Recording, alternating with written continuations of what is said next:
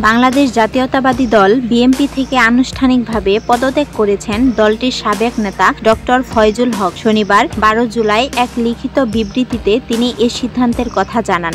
বিবৃতিতে ডক্টর ফয়জুল হক বলেন, আমি সবসময় একটি স্বাধীন, ন্যায়ভিত্তিক ও মূল্যবোধ সম্পন্ন রাজনীতির পক্ষে ছিলাম, কিন্তু দুঃখজনকভাবে লক্ষ্য করছি বিএনপির বর্তমান নেতৃত্ব বাম ঘেঁষা আদর্শের দিকে ধাবিত হচ্ছে। ইসলামপন্থীদের প্রতি তাদের বিদ্বেষপূর্ণ বক্তব্য আমাকে মর্মাহত করেছেন, যা অনেকাংশেই আওয়ামী লীগের অবস্থানের সাথেও মিলে যায়।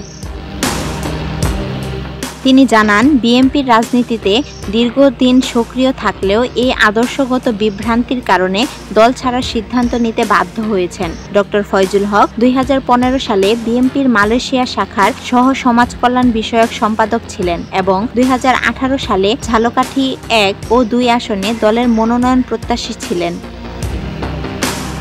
তিনি আরও বলেন, আমি পাথর দিয়ে মানুষ হত্যা, সন্ত্রাস বা চাঁদাবাজিকে কখনো সমর্থন করি না। আমি সত্যকে সত্য আর মিথ্যাকে মিথ্যা বলার নৈতিক সাহস নিয়ে রাজনীতি করতে চাই এবং মৃত্যুর আগ পর্যন্ত সেই নীতিতেই অবিচল থাকব।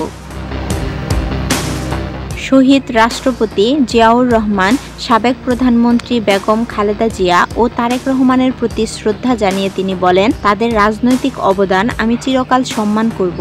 ডক্টর ফয়জুল হক ঘোষণা দেন, তিনি এখন দলীয় পরিচয়ে নয়, বরং একজন স্বাধীনচেতা দেশপ্রেমিক প্রার্থী হিসেবে ঝালকাঠি 1 রাজাপুর কাঠালিয়া আসনে নির্বাচনে অংশ নেবেন। তিনি জনগণের দোয়া ও সমর্থন কামনা করেন।